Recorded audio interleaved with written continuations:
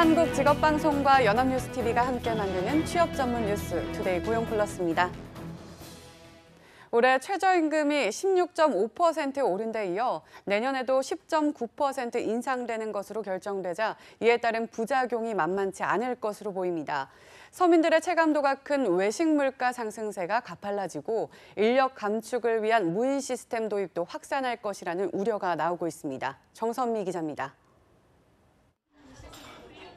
올해 최저임금 인상과 맞물려 외식 물가가 들썩였습니다.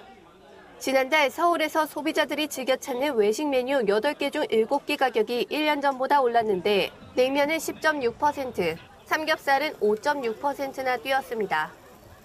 무인 주문기 등 인력 감축을 위한 무인 시스템도 빠르게 확산하는데 이러한 추세는 이어질 것으로 전망됩니다. 내년도에 또 최저임금 이렇게 오르게 되면요. 그러니까 직원 줄이든가 가족끼리 장사하든가 가격을 올리든가 또 손님이 많이 오는 집이 돼야 가격 올릴 거 아닙니까? 그러고 진짜 이제 못하겠다. 편의점 물가도 오를 것으로 보입니다. 편의점 가맹점주들은 인건비 추가 인상을 견딜 수 없다며 야간 할증 도입을 예고했습니다. 저희가 매출이 제일 적은 시간대가 심야인데 심야는 거의 적자예요. 거의 웬만한 점포는. 할증 수준은 논의 중이에요. 근데 시간이 2019년부터 받을 거니까 충분한 논의해서 소득주도 성장을 위한 최저임금 인상. 하지만 일자리는 사라지고 외식 물가까지 오르면서 서민 부담이 가중될 것이라는 우려의 목소리가 커지고 있습니다. 연합뉴스TV 정선미입니다. 노동계는 내년도 최저임금 결정을 받아들일 수 없다며 비판했습니다. 이런 속도로는 2020년 최저임금 10,000원 달성하는데 역부족이라고 반발했습니다. 박효정 기자입니다. 밤샘 마라톤 협상 끝에 결정된 내년도 최저임금은 올해보다 10.9% 인상된 8,350원. 표결에 참석한 한국노총 추천 노동자 위원들은 결정 직후 안타깝다는 반응을 보였습니다. 2020년 최저임금 1만 원 달성에는 역부족이라며 저임금 노동자들에게 희망을 안겨줄 수 없게 됐다고 비판했습니다. 최저임금 1만 원 시대의 촉속한 실현과 산입범위와 계약에 대한 보완을 애타게 기대해온 저임금 노동자들에게 희망적 결과를 안겨주지 못한 것에 대한 무척 안타깝게 생각한다. 내년도 최저임금 최초안으로 43.3% 인상된 1,790원을 제시했던 노동자 위원들은 수정안으로 올해보다 15.3% 인상된 8,680원을 내걸었습니다. 문재인 정부 공약대로 2020년 최저임금 1만 원 달성을 위해서는 15%대 인상이 마지노선이라는 주장이었습니다. 최저임금 산입범위 개편에 반발해 마지막까지 회의에 불참한 민주노총도 이번 결정에 반발했습니다. 민주노총은 성명을 내고 외형상 2자릿수 인상이지만 실질 인상 효과는 1자릿수에 불과하다며 최저임금 1만 원 공약 폐기 선언이나 다름없다고 비판했습니다.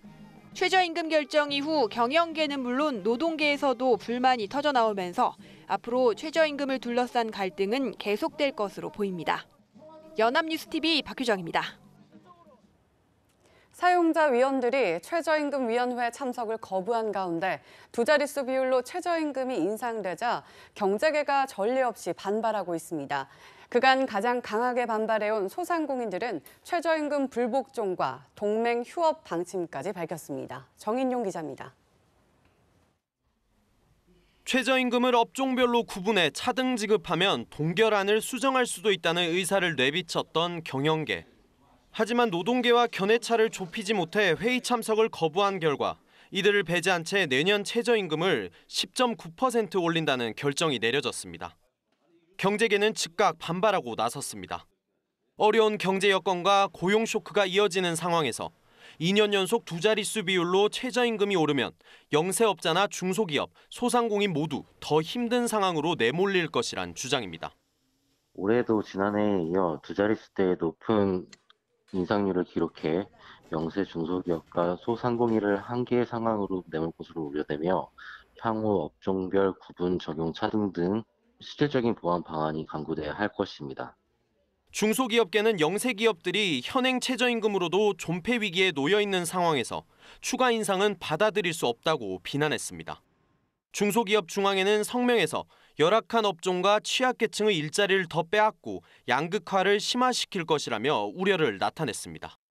역시 가장 큰 반발은 소상공인 측에서 나왔습니다. 소상공인연합회는 이번 결정을 수용할 수 없다며 결정에 불복종하는 모라토리움을 실행에 옮기기로 했습니다. 가격 인상이나 동맹휴업 등 실력 행사에 나서겠다는 겁니다. 법적으로 강제되는 최저임금을 거부하겠다는 소상공인들의 방침이 실행에 옮겨질 경우 일선 경제 현장에서의 갈등은 더욱 고조될 전망입니다. 연합뉴스TV 정인용입니다. 경영계, 노동계 모두 반발하는 내년 최저임금이 경제에 미칠 파장도 적지 않을 전망입니다. 경기 둔화로 이미 쇼크 상태인 고용을 더 어렵게 할 수 있기 때문인데요. 정부의 소득 주도 성장도 궤도 수정이 불가피해졌습니다. 소재영 기자입니다. 올해 취업자 증가율은 10년 전 글로벌 금융 위기 이후 최악의 수준입니다. 30만 명은 돼야 할 취업자 증가 폭이 2월부터 5달째 10만 명 안팎으로 급감한 겁니다. 경기 부진 탓이라지만 최저임금 대폭 인상 영향이 없다고 할 수는 없습니다. 최저임금 인상 속도 조절론이 나오는 이유입니다. 만원 임금을 특정 연도에 이렇게 타겟팅하는 것에 대해서는 조금 신중을 봐야 한다는 얘기를 여러 번 했거든요. 내년에도 10.9% 오르면 최저임금은 2년 새 29.1% 오르는 셈. 고용 쇼크가 더 심각해질 것이란 우려가 나옵니다. 기존에 올렸던 임금 인상 때문에 상당히 좀 어려웠는데 이번에 최저임금 인상분까지 더해지면 그런 업종을 중심으로 해서 고용이 상당히 좀 마이너스가 예상이 되고 있습니다. 가뜩이나 내수는 위축됐는데 물가 인상 압력도 커질 수밖에 없습니다. 도소매 음식 같은 경우에는 쓰는 인력의 절반 이상이 이번에 보니까는 다 이 최저임금 영향권에 들어가는 인력들이에요. 원가 쪽에서 압박받고 그다음에 이제 제품 서비스 매출이 아마 수요가 줄어들 거니까 또 압박받고 그러니까는 비명을 지를 수밖에 없죠. 정부의 소득주도 성장론 궤도 수정도 불가피해졌습니다. 고용 감소가 아니라도 목표했던 2020년 최저임금 만원 도달이 어려워졌기 때문입니다. 정부는 근로장려세제 확충이나 노인 가구 지원으로 최저임금 목표 미달을 보완하는 방안을 검토 중입니다. 연합뉴스TV 소재영입니다. 그동안 최저임금이 언제 시간당 10,000원에 이를지가 큰 관심사였는데요. 이번 인상폭을 감안하면 2020년 10,000원은 사실상 어려워졌다는 평가가 많습니다. 언제 10,000원 시대에 도달할지 박효정 기자가 짚어봤습니다. 2020년 최저임금 1만 원 시대를 열겠다는 것은 문재인 대통령의 대선 후보 시절 공약이었습니다. 노동계도 큰 기대를 걸어왔지만 이번 최저임금 논의 결과를 보면 사실상 힘들어졌다는 해석이 나옵니다. 내년 2019년 최저임금은 올해보다 10.9% 오른 8,350원입니다. 1만 원까지는 1,650원이 더 올라야 하는데 인상폭으로 보면 약 20%에 달합니다. 하지만 올해 최저임금위원회 논의 과정에서 노사 간 첨예한 대립 속에 10.9% 인상으로 결론난 상태여서 20% 상승률은 기대하기 어렵습니다. 앞으로 2년간 올해와 같이 약 10%씩 오른다고 가정하면 수치상으로는 2021년에 가능합니다. 금년에 한 10% 정도 됐기 때문에 사실 내년에 많이 올리지 않는다면 2020년까지는 10,000원이 좀 어렵지 않을까 그렇게 생각을 합니다. 그러나 현 정부의 공약도 있고 하기 때문에 내후년 2021년 아무리 못해도 2022년까지는 10,000원은 넘어설 것으로 그렇게 예상을 해봅니다. 지난해에 이은 2년 연속 두 자릿수 인상률로 경제계에 큰 반발을 불러온 가운데 앞으로 10%대 인상률도 만만치 않을 것이라는 전망도 있습니다. 이 경우 1만 원 시대는 2021년에도 달성하지 못할 가능성이 있습니다.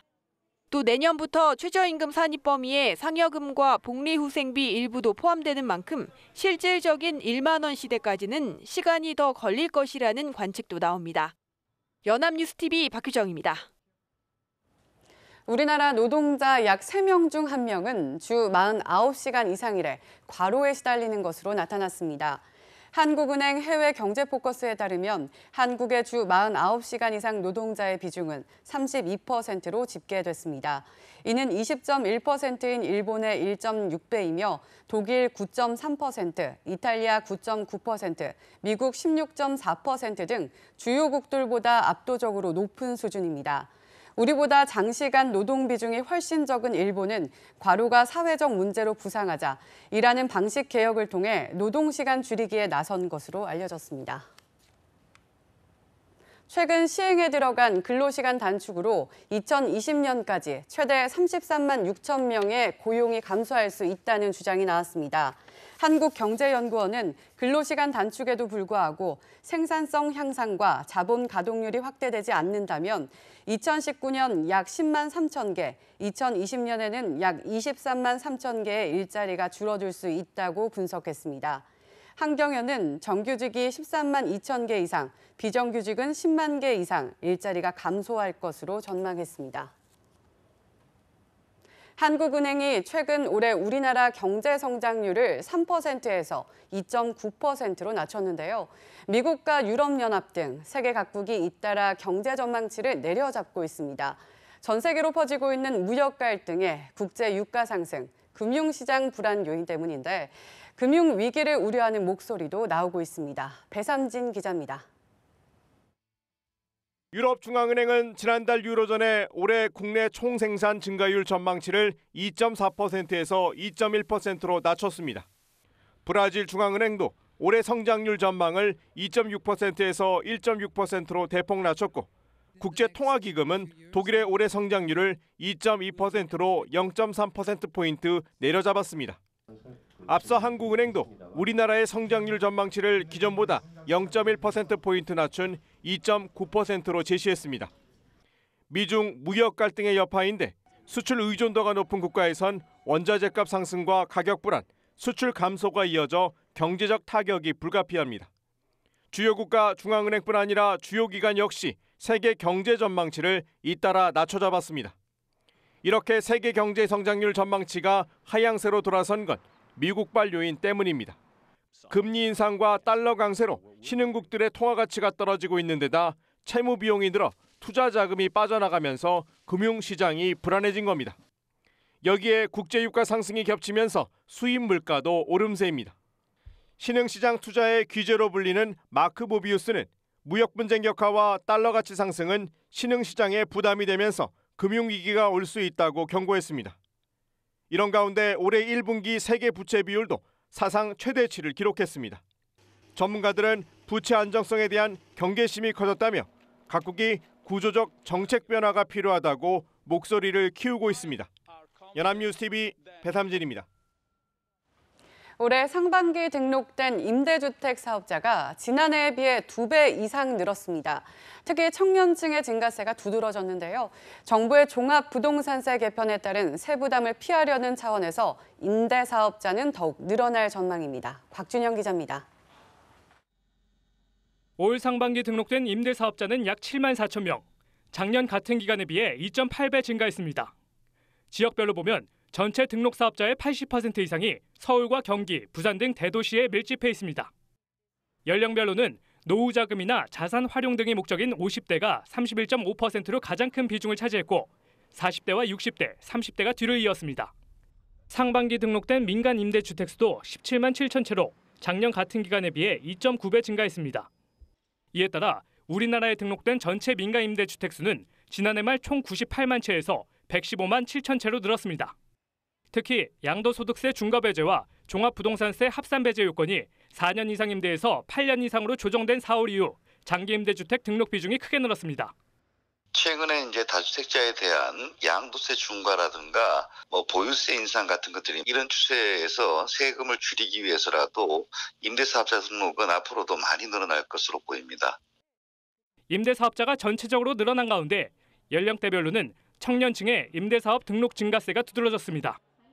여전히 임대사업자 인구는 40, 50대 중장년 세대가 주를 이루지만 최근 증가세를 놓고 봤을 땐 30대 미만과 30대가 이들을 앞선 겁니다. 결국 부동산 규제에 따른 세부담을 피하기 위해 부모가 상속이나 증여를 택했고 이를 받은 자녀들이 세금과 건강보험료 등을 감면해주는 임대주택 사업에 나섰다는 분석입니다. 연합뉴스 TV 곽준영입니다.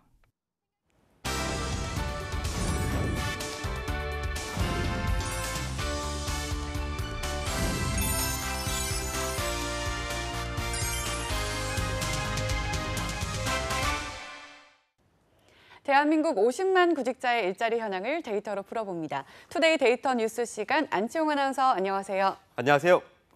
데이터 뉴스 시간입니다. 내년도 최저임금 인상안이 진통을 겪고 있습니다. 소득 양극화 해소와 속도 조절론 사이에서 갈등을 빚고 있는 건데요. 그렇다면 전년 대비 16.4%가 오른 올해 최저임금 성적은 어땠을까요? 2018년 상반기 평균 시급에 대해 알아봅니다.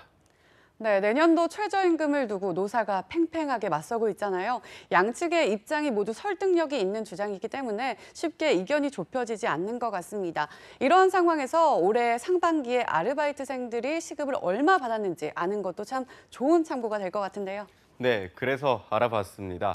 얼마 전 구인구직 포털 알바천국과 한국노동사회연구소가 올해 1월부터 6월까지인 상반기 채용 공고와 제출 이력서를 분석한 2018년 청소년 및 청년 아르바이트 노동 실태를 발표했는데요. 청년 채용 공고를 통해 분석한 평균 시급은 8,069원으로 올해 법정 최저임금인 7,530원보다 539원 더 많은 것으로 조사됐습니다. 네, 그렇군요. 이 최저임금 기준보다 높다는 것이 참 놀라운데요. 전국적으로 고르게 최저시급이 높았던 건가요? 네, 물론 지역별로 편차는 있습니다. 지역별로는 세종이 8,293원으로 가장 높았고 뒤이어 높은 지역은 8,219원인 서울이었습니다. 3위는 평균 시급이 8,164원인 충남이, 4위는 8,144원을 받은 경기가, 5위는 제주로 평균 시급이 8,138원인 것으로 조사됐습니다. 가장 낮은 지역은 전남으로 7,812원에 그쳤는데요. 뒤이어서 전북은 7,814원, 경북은 7,837원이었습니다. 와, 이 가장 낮은 전남 지역도 최저임금을 웃도는 수준이었는데요. 어떻게 이렇게 전국적으로 평균 시급이 높을 수 있었던 거죠? 네, 그 이유를 살펴보니 아르바이트 중에서도 고소득 아르바이트가 평균을 올렸기 때문인데요. 업종별 평균 시급이 가장 높은 아르바이트는 피팅 모델이었습니다. 평균 시급이 12,213원이었던 건데요. 이어서 2위는 12,087원을 받은 내레이터 모델이, 3위는 1662원을 받은 이 퀵서비스와 택배가, 4위는 1299원을 받은 프로그래머가, 5위는 1170원을 받은 운전직이 차지했습니다. 네, 상위권에 오른 직업 모두 시급이 10,000원을 넘습니다. 1위를 기록한 아르바이트 업종이 모두 모델 아르바이트였다는 점도 참 인상이 깊고요. 네, 그렇습니다. 이 피팅 모델은 지난해에도 시급이 가장 높은 아르바이트로 꼽혔는데요. 지난해 피팅 모델의 평균 시급은 11,541원으로 올해 약 700원이 더 높아졌습니다. 내레이터 모델 역시 지난해 평균 시급은 1,228원으로 올해가 되면서 약 1,800원 정도 높아진 것으로 나타났습니다. 네, 그렇군요. 그렇다면 비교적 시급이 낮은 아르바이트는 평균 얼마를 받고 있었나요? 네, 평균 시급이 가장 낮은 업종은 독서실과 고시원 아르바이트로 7,556원을 받고 있었는데요. 지난해 6,550원을 받은 것보다는 높아졌지만 올해 최저임금보다는 불과 26원 정도 높아진 수준입니다. 두 번째로 낮은 업종은 평균 7,598원을 받은 편의점 아르바이트였는데요. 3위는 7,651원을 받은 아이스크림 생과일 가게 아르바이트, 4위는 7,652원을 받은 베이커리 순이었습니다. 네, 그렇군요. 그래도 최저임금이 인상되면서 이와 함께 시급도 인상된 것 같습니다. 그런데 최저임금이 인상된 후 아르바이트생을 채용하는 것이 고용주 입장에서는 많이 부담스러워졌다고 하던데 실제로 채용 공고 현황은 어떤 편이었나요? 네, 최저임금이 인상된 것이 원인이었다고 단정 지을 수는 없지만 지난해보다 감소한 것은 사실입니다. 지난해 지역별 아르바이트 일자리 채용 공고 수가 가장 많은 곳은 서울이었는데요. 상반기에만 43만 4,698건의 채용 공고 수가 올라왔습니다. 올해도 역시 채용 공고 수가 가장 많은 도시는 서울이었지만 19만 122건으로 절반이 넘게 감소를 했는데요. 다음으로 채용 공고 수가 많은 도시인 경기는 지난해 상반기 36만 2,032건의 공고가 올라왔지만 올해는 16만 1,165건으로 20만여 건이 줄었습니다. 3위인 부산도 지난해 17만 1,393건의 채용 공고가 올라왔지만 올해는 7만 9,496건이 올라와 부산 역시 감소한 것으로 나타났습니다. 네, 그렇군요. 경기 불안과 부동산 가격 상승, 최저임금 인상 등 이 다양한 요인으로 인해 고용률이 줄어든 것이 아니었나 싶습니다. 내년도 최저임금 인상안 역시 노사 모두 지금의 상황을 잘 살펴서 보다 현명한 합의점을 이끌 수 있기를 바라겠습니다. 지금까지 데이터 뉴스 시간 안치홍 아나운서였습니다. 고맙습니다. 고맙습니다. 지금까지 투데이 고용 플러스였습니다. 오늘 저희가 준비한 내용은 여기까지입니다. 함께해 주신 여러분 고맙습니다.